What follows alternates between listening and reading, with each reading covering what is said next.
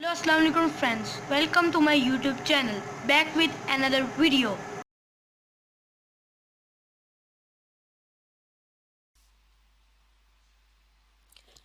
इस वीडियो में हम पढ़ेंगे एडजेक्टिव फ्रेज के मुतालिक।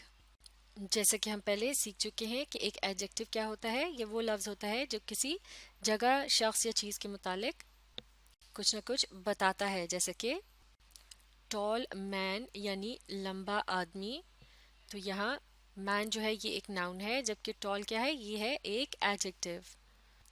इसी तरह से फ्रेज के मुतालिक भी हम पढ़ चुके हैं। ये दो या दो से ज़्यादा अल्फाज से मिलकर बनती है, जो कि एक मुकम्मल जुमला नहीं होता, क्योंकि इसमें सब्जेक्ट और वर्ब दोनों एक साथ मौजूद नहीं होते, यानी किसी शख्स या चीज़ को कोई अमल करते हुए नहीं बताया गया होता।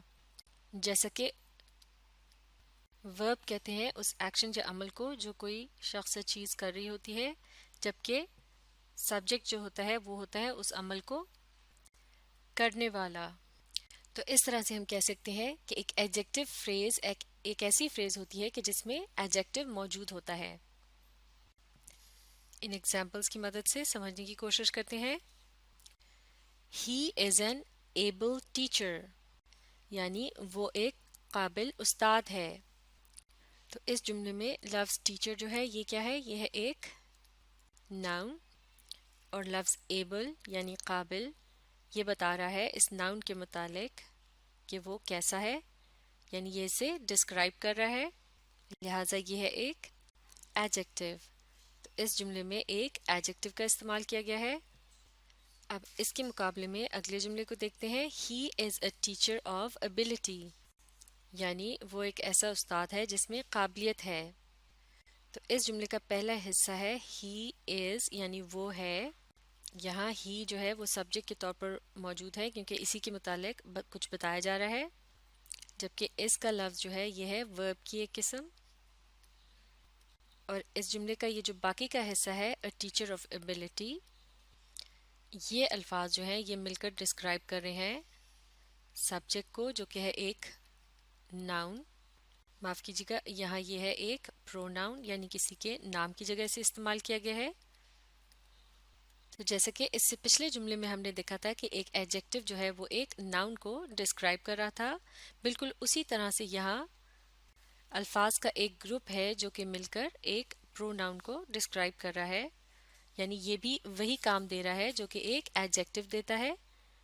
लेकिन अब की बार चूंकि यहाँ दो से ज़्यादा अल्फाज इस्तेमाल किए गए हैं और जुमले का ये जो टुकड़ा है ये एक मुकम्मल जुमला नहीं है या पूरी बात नहीं है, क्योंकि इसमें सब्जेक्ट और वर्ब एक साथ मौजूद नहीं है, लिहाजा ये एक फ्रेज है। और ये किस किस्म की फ्रेज है, क्योंकि ये एक प्रोनाउन को डिस्क्राइब करी है, लिहाजा ये है एक एडजेक्टिव फ्रेज। तो अब अगर इस एडजेक्टिव फ्रेज को इस जुमले से अलग करके देखा जाए तो ये हो जाएगा अ टीचर ऑफ एबिलिटी, यानी एक ऐसा टीचर जिसमें काबिलियत है। तो ये बात एक मुकम्मल बात नहीं होगी, क्योंकि अब इसके साथ कोई सब्जेक्ट मौजूद नहीं है जिसके मुतालिक ये बात की जा रही है।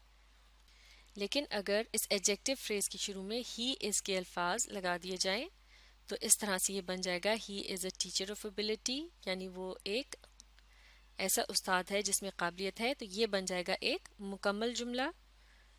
तो इस तरह से यहाँ ये बात भी देखी जा सकती है कि एक एडजेक्टिव फ्रेज जो होता है उसकी अलग से तो कोई ख़ास हैसियत नहीं होती, लेकिन वो एक जुमले को मुकम्मल करने के लिए बहुत अहम होता है।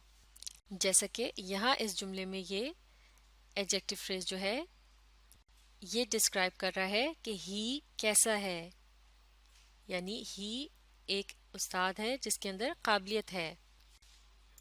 इसी तरह से देखते हैं ये एक और example. This is a beautiful place, यानी ये एक खूबसूरत जगह है। तो अब आप बताइए प्लेस क्या है, ये है एक नाउन, और लफ्ज़ ब्यूटीफुल जो है इसकी मदद से क्या पता चल रहा है कि ये जगह कैसी है, यानी ये जगह को डिस्क्राइब कर रहा है, लिहाजा ये क्या है, ये है एक एडजेक्टिव। अब इसके मुकाबले में दूसरे जुमले को देखते हैं। This is a place of beauty, यानी ये एक ऐसी जगह है जिसमें खूबसूरती मौजूद है।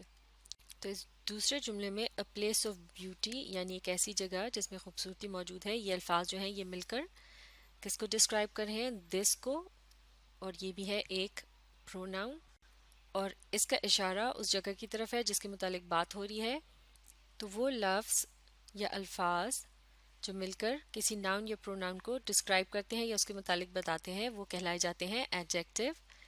اور چونکہ یہاں صرف ایک لفظ نہیں ہے بلکہ یہ الفاظ کا ایک گروپ ہے، لہٰذا یہ ہے ایک ایڈجیکٹو فریز.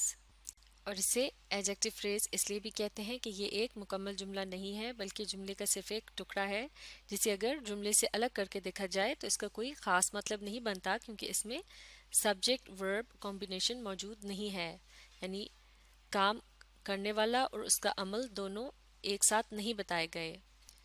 تو ان ایگزامپلس کو سمجھنے کے بعد اب ہم آسانی سے سمجھ سکتے ہیں کہ ایک ایڈجیکٹو فریز کیا ہوتا ہے. An adjective phrase is a group of words that tells about a noun or pronoun. یعنی ایڈجیکٹو فریز جو ہوتا ہے وہ الفاظ کا ایک گروپ ہوتا ہے جس کی مدد سے ہمیں ناؤن یا پروناؤن کے متعلق کچھ نہ کچھ پتہ چلتا ہے. It does the work of an adjective. اور یہ وہی کام دیتا ہے جو کہ ایک ایڈجیکٹو دیتا ہے، یعنی ناؤن یا پروناؤن کے متعلق مزید کچھ بتانا. تو یہ تھی ایڈجیکٹو فریز کی پہچان. اسے اچھی طرح سے سیکھنے کے لیے آپ اس ویڈیو کو ریپلے کیجئے اور اس کے ساتھ ساتھ پڑھنے اور سمجھنے کی کوشش جاری رکھیے. Please like and subscribe to our YouTube channel and press the bell icon so you can never miss any video from Jinnah Grammar School. اپنا بہت سارا خیال رکھیے گا. اللہ حافظ. اور کمنٹ سیکشن میں ضرور بتائیں کہ آپ کو ویڈیو کیسی لگی.